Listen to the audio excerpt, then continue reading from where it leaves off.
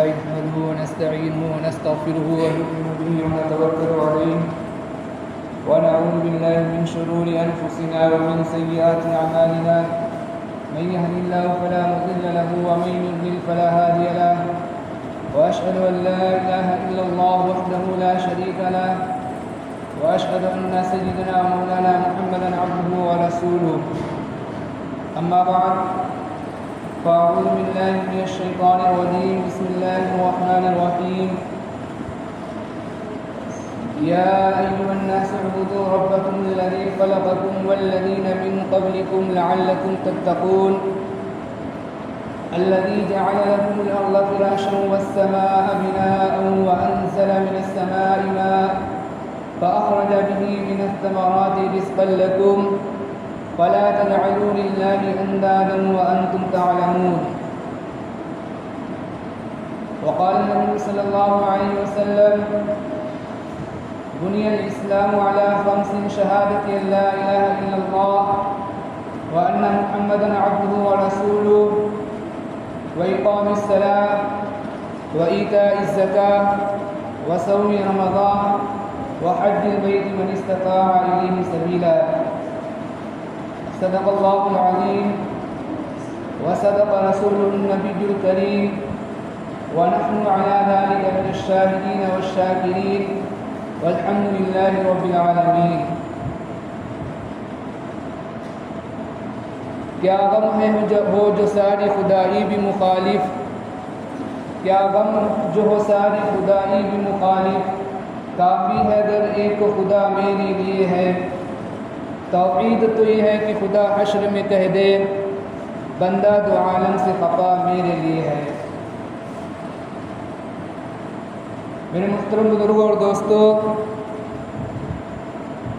اسلام کی جو بنیاد ہے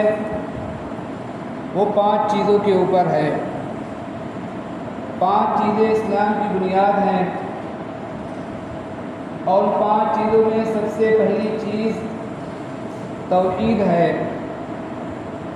حضور پاک صلی اللہ علیہ وسلم نے ارشاد فرمایا بنی الاسلام علی 5 شہادت ان لا الہ الا اللہ وان محمدا عبدہ ورسولہ وإقام الصلاة وإيتاء الزكاة وصوم رمضان وحج البيت من استطاع إليه سبيلا. کہ اسلام کی بنیاد 5 چیزوں کے اوپر ہے. سب سے پہلی چیز اس بات کی گواہی دینا ہے کہ اللہ رب العزت کے علاوہ کوئی معبود نہیں اور حضرت محمد صلی اللہ علیہ وسلم اللہ تعالیٰ کے بندے اور اس کے رسول ہیں. پھر دوسری نماز قائم کرنا، زکوٰۃ ادا کرنا، رمضان کے روزے رکھنا اور اللہ رب العزت حج کی طاقت عطا کرے، حج ادا کرنے کی طاقت عطا کرے تو حج کو عطا کرنا. وحج البیت من استطاع الیہ سبیلا.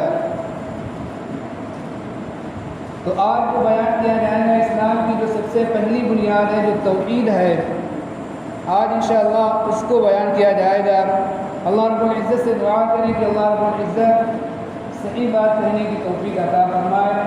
اور ہم سب کو کہنے سننے سے زیادہ عمل کرنے کی توفیق عطا فرمائے. اللہ رب العزت نے قرآن مجید کے شروع ہی کے اندر پہلے ہی پارے کے اندر اللہ رب العزت نے انسان کے 3 طبقات بیان کیے. سب سے پہلا طبقہ انسان کا جو اللہ رب العزت نے بیان فرمایا مؤمنین کا طبقہ. پھر دوسرا طبقہ جو اللہ رب العزت نے بیان فرمایا کافرین کا طبقہ. تیسرا طبقہ جو اللہ رب العزت نے قرآن مجید کے اندر بیان فرمایا پہلے ہی پارے کے اندر شروع ہی کے اندر اللہ رب العزت نے جو تیسرا طبقہ بیان فرمایا منافقین کا طبقہ. مومنین یعنی وہ لوگ جو اللہ رب العزت پر ایمان لے کر آئے اور حضور پاک صلی اللہ علیہ وسلم کی رسالت کا انہوں نے اقرار کیا. اور دوسرے کافرین جنہوں نے اللہ رب العزت کی الوہیت کا انکار کیا اور حضور پاک صلی اللہ علیہ وسلم کی رسالت کا انکار کیا. اور تیسرا طبقہ جو منافقین کا ہے یہ وہ لوگ ہیں جو ظاہر کے اندر اسلام لے کر آئے، ایمان لے کر آئے، جنہوں نے ظاہر کے اندر تو اسلام کا لبادہ اوڑھا، اسلام کا لباس پہنا، لیکن اندر ہی اندر وہ اسلام کے اور مسلمانوں کے سخت ترین دشمن رہے۔ یہ طبقہ، یہ منافقین کا طبقہ کہلاتا ہے۔ اللہ رب العزت نے منافقوں کے بارے میں قرآن مجید کے اندر ارشاد فرمایا، ان المنافقین فی الدرک الاسفل من النار، کہ منافقین جو جہنم کے سب سے نچلے طبقے کے اندر ہوں گے، یعنی سب سے زیادہ سخت اگر عذاب ہوگا کسی کو تو منافقین کو ہوگا۔ اللہ رب العزت نے ان تینوں قسموں کو بیان فرمایا، انسان کے ان تینوں طبقات کو بیان فرمایا، اور ان تینوں طبقات کی اللہ رب العزت نے صفات بیان فرمائی۔ مومنین کی صفات کیا ہے، منافقین کی صفات کیا ہے، کافرین کی صفات کیا ہے۔ پھر آگے اللہ رب العزت نے آگے رکوع کے اندر، شروع کے اندر اللہ رب العزت نے ارشاد فرمایا، یا ایھا الناس اعبدوا ربکم الذی خلقکم والذین من قبلکم لعلکم تتقون، کہ اے لوگو، جس رب نے تم کو پیدا کیا اور تم سے پہلے لوگوں کو پیدا کیا، اس رب کی عبادت کرو۔ یا ایھا الناس اعبدوا ربکم الذی خلقکم والذین من قبلکم لعلکم تتقون، تاکہ تم متقی بن جاؤ۔ یہاں اللہ رب العزت نے کسی ایک طبقے کو خاص نہیں کیا کہ اے منافقوں یا اے کافرین یا اے مومنوں، اللہ رب العزت نے کسی ایک طبقے کو خاص نہیں کیا، بلکہ اللہ رب العزت نے ناس کا لفظ استعمال کیا، سب لوگوں کو خطاب کرتے ہوئے اللہ رب العزت نے ارشاد فرمایا، یا ایھا الناس اعبدوا ربکم الذی خلقکم والذین من قبلکم لعلکم تتقون، کہ اے لوگوں، جس رب نے تم کو پیدا کیا اور تم سے پہلے لوگوں کو پیدا کیا، اس رب کی عبادت کرو، لعلکم تتقون، تاکہ تم متقی بن جاؤ۔ پھر آگے اللہ رب العزت نے اپنی نعمتوں کو بیان فرمایا، جو اللہ رب العزت نے بڑی بڑی نعمتیں تمام انسانوں کے اوپر اللہ رب العزت نے کر رکھی ہیں، بڑی بڑی نعمتیں، ان نعمتوں کو اللہ رب العزت نے بیان فرمایا، ذکر فرمایا، الذی جعل لکم الارض فراشا والسماء بناء وانزل من السماء ماء فاخرج به من الثمرات رزقا لکم، کہ تمہارا رب وہ ہے جس نے تمہارے لیے زمین کو فرش بنایا، زمین کو تمہارے لیے اللہ رب العزت نے فرش بنایا، اور یہ زمین اللہ رب العزت کی بہت بڑی نعمت ہے۔ اس زمین ہی سے اللہ رب العزت نے انسان کو پیدا کیا، اور اس زمین ہی سے اللہ رب العزت نے انسان کی تمام ضروریات کو وابستہ کر دیا، تمام کی تمام ضرورتیں انسان کی اسی زمین سے اللہ رب العزت نے وابستہ کر دی، کہ تمام کی تمام ضرورتیں جو انسان کو پیش آتی ہیں، وہ تمام کی تمام ضرورتیں اللہ رب العزت نے انسان کی اس زمین سے وابستہ کر دی۔ اور پھر آخر میں اللہ رب العزت، آخر میں انسان جو مر کر جو اسی زمین کے اندر جانا ہے، تو اللہ رب العزت نے سب سے پہلے جو نعمت کو بیان فرمایا کہ اللہ رب العزت نے تمہارے لیے زمین کو فرش بنایا، الذی جعل لکم الارض فراشا، پھر آگے اللہ رب العزت نے ارشاد فرمایا، الذی جعل لکم الارض فراشا والسماء بناء، اور اللہ رب العزت نے آسمان کو تمہارے لیے چھت بنایا، وانزل من السماء ماء، پھر آسمان سے اللہ رب العزت نے پانی کو برسایا، پھر اس پانی کے ذریعے سے اللہ رب العزت نے پھلوں کو اگایا،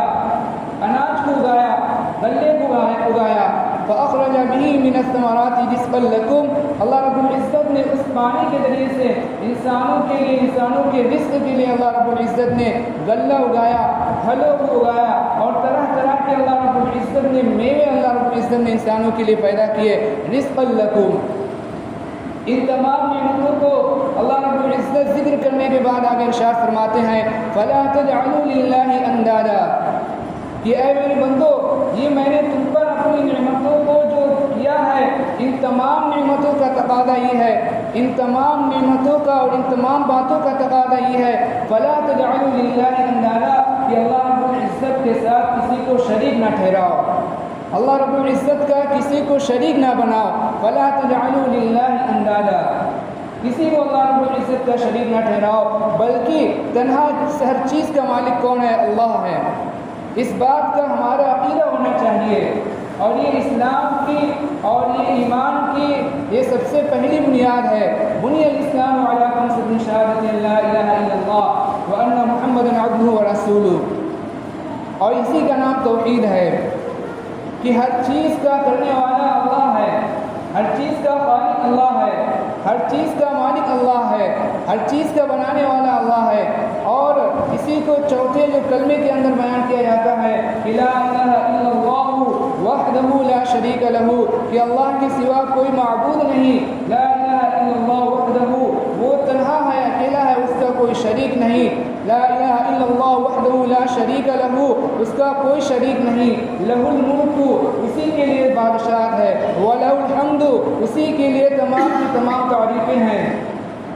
یحیی، وہی تمام لوگوں کو زندہ کرتا ہے، وہی زندگی دینے والا ہے، یحیی ویمیت، وہی جو موت دینے والا ہے، وَهُوَ عَلَى كُلِّ شَيْءٍ قَدِيرٌ، اور وہ ہر چیز کے اوپر قادر ہے۔ تو اسلام کا سب سے بنیادی اور سب سے اہم جو چیز ہے وہ توحید ہے، اور اگر اس توحید کو اور پھیلا کر اگر سمجھا جائے اور بھی خلاصے کے طور پر اور بھی اچھے سے سمجھا جائے تو اس طرح سمجھا جا سکتا ہے کہ توحید کی جو 3 قسمیں ہیں، ایک توحید ہے ربوبیت، توحید ربوبیت، اور ایک توحید ہے توحید الوہیت، اور ایک توحید ہے اسماء و صفات۔ توحید ربوبیت یہ ہے کہ اللہ رب العزت ہی تمام چیزوں کے رب ہے، اللہ رب العزت ہی تمام چیزوں کے پیدا کرنے والے ہیں،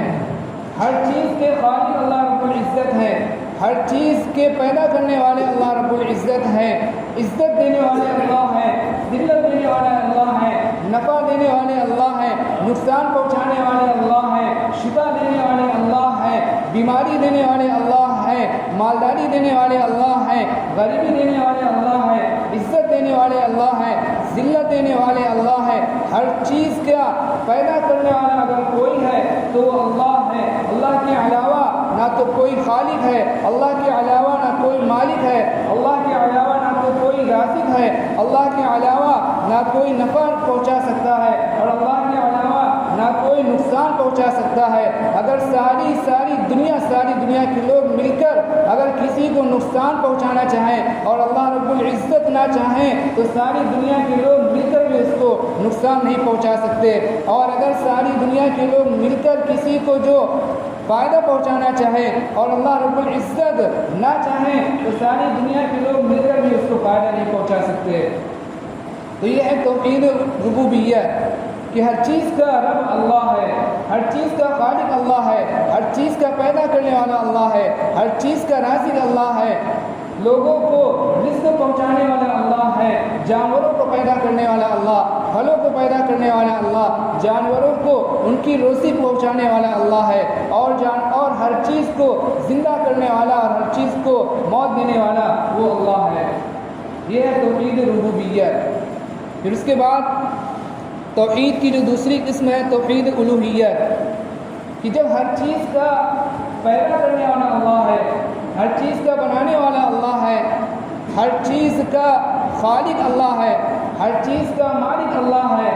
ہر چیز کے اندر چیزوں کے اندر نفع رکھنے والا اللہ، چیزوں کے اندر نقصان رکھنے والا اللہ، عزت دینے والا اللہ، ذلت دینے والا اللہ، ہر جاندار کو اس کا رزق پہنچانے والا اللہ، جب یہ تمام کی تمام صفات اور یہ تمام کے تمام کام یہ اللہ رب العزت کے ہیں اور اللہ رب العزت ہی کرتے ہیں، تو اب ہماری یہ ذمہ داری ہے کہ ہم بھی ان تمام باتوں کو دھیان میں رکھتے ہوئے اللہ رب العزت کو اپنا الہ مانیں، اللہ رب العزت کو اپنا معبود مانیں، اور اللہ رب العزت ہی کے سامنے ہم سجدہ کریں، اور اللہ رب العزت ہی کے سامنے ہم اپنے دامن کو پھیلائیں، اور اللہ رب العزت ہی کے سامنے ہم اپنے ہاتھوں کو پھیلائیں۔ اگر ہمیں کوئی چیز کی ضرورت پڑے تو ہم اللہ رب العزت سے مانگے، اگر ہمیں کسی چیز کی ضرورت پڑے تو ہم اللہ رب العزت کے سامنے ہاتھ پھیلائیں، اللہ رب العزت کے سامنے اپنے دامن کو پھیلائیں، اور نماز پڑھ کر اللہ رب العزت سے اس چیز کے متعلق دعا کریں۔ اگر ہم بیمار ہیں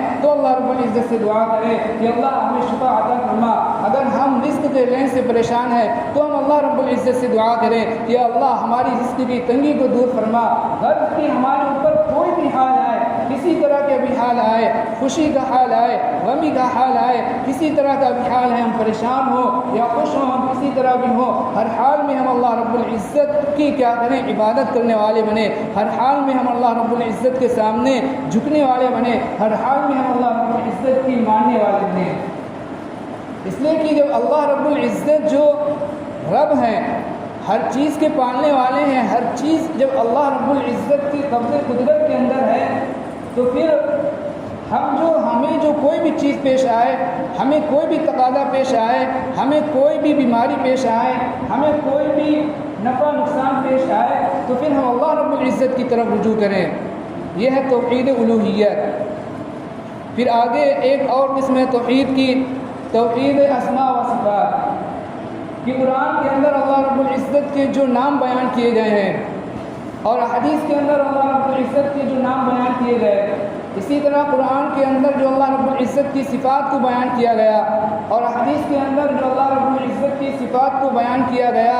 ان تمام ناموں کے ساتھ اور ان تمام صفاتوں کے ساتھ جو اللہ رب العزت کے نام بیان کیے گئے اور اللہ رب العزت کی جو صفات بیان کی گئی ہیں، ان کے ساتھ ہم کسی کو شریک نہ ٹھہرائیں۔ اللہ کی ذات کے اندر بھی ہم کسی کو شریک نہ ٹھہرائیں اور اللہ کی جو صفات ہیں اس کے ساتھ بھی ہم کسی کو شریک نہ ٹھہرائیں۔ یہ ہے توحید۔ اگر اس طرح کی ہماری توحید ہوگی تو ہم توحید کے اندر کامل اور مکمل ہوں گے۔ اگر اس طرح کی ہماری توحید ہوگی تو یہ توحید ہماری مضبوط توحید ہوگی اور اس توحید کے بنیاد پر کل اللہ رب العزت ہمیں جنت کے اندر داخل کریں گے۔ اور اگر ہماری توحید کے اندر کمی ہوئی اور اگر ہماری توحید کے اندر شرک کا شائبہ ہوا تو کل اللہ رب العزت جو ہمیں جنت سے محروم فرما دیں گے۔ اللہ کے نبی صلی اللہ علیہ وسلم نے ارشاد فرمایا، من قال لا الہ الا اللہ دخل الجنہ، جس نے لا الہ الا اللہ کہا وہ جنت کے اندر داخل ہوگا۔ یعنی جس کی توحید مضبوط ہوگی، جس کا جو توحید جو کامل اور مکمل ہوگی، اس کے اندر شرک کا شائبہ نہیں ہوگا، تو اللہ رب العزت اس کو اپنے فضل و کرم سے کل جنت کے اندر داخل کر دے گا۔ چاہے اللہ رب العزت اپنے فضل و کرم سے بغیر کسی حساب کتاب کے جنت کے اندر داخل کر دے، یا اللہ رب العزت جو اس کو گناہ کی سزا دے کر کل قیامت کے دن اس توحید کی مضبوطی کی بنا پر اللہ رب العزت جو جنت کے اندر داخل کر دے، لیکن وہ بندہ، وہ اللہ کا بندہ کل جنت کے اندر ضرور داخل ہوگا جس کی توحید مضبوط ہوگی، جس کی توحید کامل ہوگی۔ اس لیے کہ نبی کریم صلی اللہ علیہ وسلم نے ارشاد فرمایا، من قال لا الہ الا اللہ دخل الجنہ۔ اور اگر ہماری توحید کے اندر شرک کا شائبہ ہوگا تو ہمارے تمام کے تمام اعمال جو ہوں گے وہ تمام کے تمام اعمال بیکار ہو جائیں گے، غارت ہو جائیں گے، وہ سب کے سب اعمال رد کر دیے جائیں گے، کوئی عمل ہمارا قبول نہیں ہوگا۔ اس لیے کہ اللہ رب العزت نے قرآن کے اندر فرمایا، ان اللہ لا یغفر ان یشرک بہ ویغفر ما دون ذلک لمن یشاء، کہ اللہ رب العزت جو اگر چاہے گا تو اپنے فضل و کرم سے تمام کے تمام گناہوں کو معاف فرما دے گا، لیکن اللہ رب العزت شرک ایک ایسا گناہ ہے، شرک ایسا گناہ ہے کہ اللہ رب العزت شرک کے گناہ کو کبھی بھی معاف نہیں کر فرمائے گا۔ اور ایک جگہ اللہ رب العزت نے ارشاد فرمایا، انما المشرکون نجس، کہ مشرکین یہ ناپاک لوگ ہیں جو اللہ رب العزت کی ذات کے اندر کسی کو شریک ٹھہراتے ہیں، جو اللہ رب العزت کی صفات کے اندر کسی کو شریک ٹھہراتے ہیں۔ اللہ رب العزت نے ان کے بارے میں ارشاد فرمایا، انما المشرکون نجس، کہ یہ مشرکین جو اللہ رب العزت کے ساتھ کسی کو شریک ٹھہراتے ہیں، اللہ رب العزت کی ذات کے اندر، صفات کے اندر، اور جو اللہ رب العزت کے کام ان کے اندر کسی کو شریک ٹھہراتے ہیں، یہ مشرکین کیا ہیں؟ ناپاک ہیں، پلید ہیں۔ تو آج جو بیان کیا گیا وہ توحید کے بارے میں بیان کیا گیا۔ یہ اسلام کا سب سے بنیادی اور سب سے اہم پہلو ہے جو بیان کیا گیا ہے۔ اس لیے اللہ رب العزت سے دعا کرنی چاہیے کہ اللہ رب العزت جو یہ توحید کا جو عقیدہ ہے، اللہ رب العزت اس میں ہم سب کو کامل اور مکمل بنائے اور اس کے توحید کے عقیدے کے اندر ہم سب کو مضبوط بنائے۔ دعا کریں کہ اللہ رب العزت ہم سب کو کہنے سننے سے زیادہ عمل کرنے کی توفیق عطا فرمائے۔